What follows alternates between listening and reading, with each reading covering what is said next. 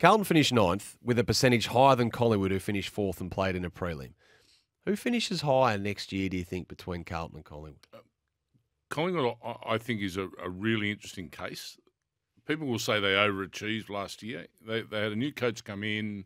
I don't know whether the game plan changed or not, but he seemed to hand it over to the players and gave them a bit of free rein and feel free to go and enjoy your footy, show instinct, go and play with a little more freedom. The Collingwood players, it appeared, enjoyed that because of where they finished on the ladder. Other sides will now look at that. So, right, what did Collingwood do? How did they make that progression? And they'll look to shut that down. And it's interesting listening to Steele Sullivan. It's done. Last year's done, cooked. You can't bring the same game of last year to this year because there will be 17 clubs that will have an analysis and a look at what Collingwood brought to the table last year. So they have to still tweak and change it.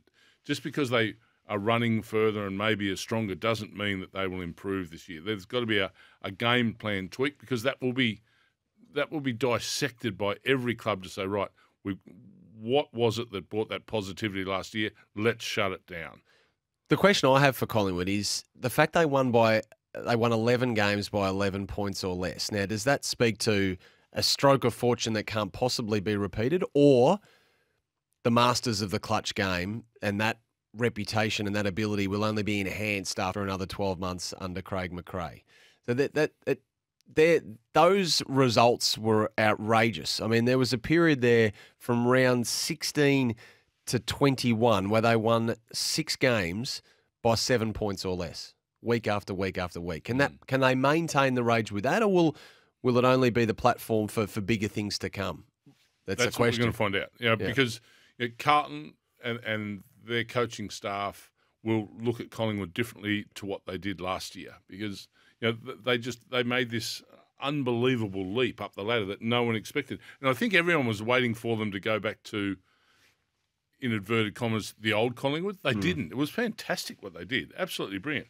And I might say, I think what Carlton did was under sufferance was fantastic. New coach came in, set new boundaries.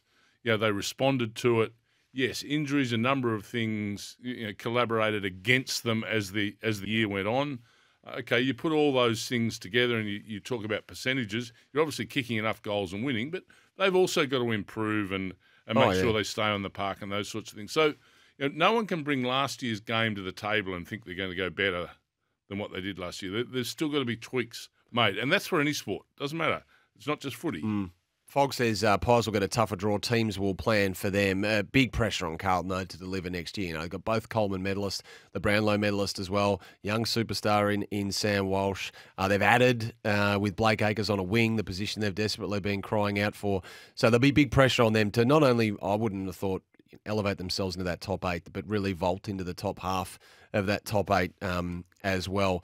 And the run with injuries, is it luck? Is it mismanagement? Is it whatever it might be? They need a change of fortune in there, and they've gone about trying to review that. And both those clubs, their coaches can draw on experience of being successful at the top a number of times. Yeah. Gee, I think that's, for where they are in their development, that's really important, that they can go back and think through what got us there. So those little percentage tweaks that are going to take you from 7th on the ladder to 2nd on the ladder, I think they know those back the front. They know how to make sure that the players have the right attitude to bring success about because they've been part of it before. So both clubs, I reckon, are in great spots. Collingwood's off-season, a percentage of it anyway, will be spent on finding a new captain, of course. We did speak about this when it happened a couple of weeks ago with Scott Pendlebury standing aside, and it will be the summer of the captaincy handover. There could be, 7, 8, 9 captaincy changes throughout the competition this summer. Too early for Maynard at Collingwood or not? I haven't. There'll be some that say no. There's a real love for him amongst the Collingwood fraternity. I can't see him being captain at the moment, but why? Maybe in the future, probably for the reasons you mentioned. I would have him right up there. I'd have him in the leadership group. I'd have him potentially with a vice captain title. I wouldn't have him as the leader of the football club yet. It's just my feel of it. I'm not sure if people agree with that or not, but they've got a number of contenders there for the position.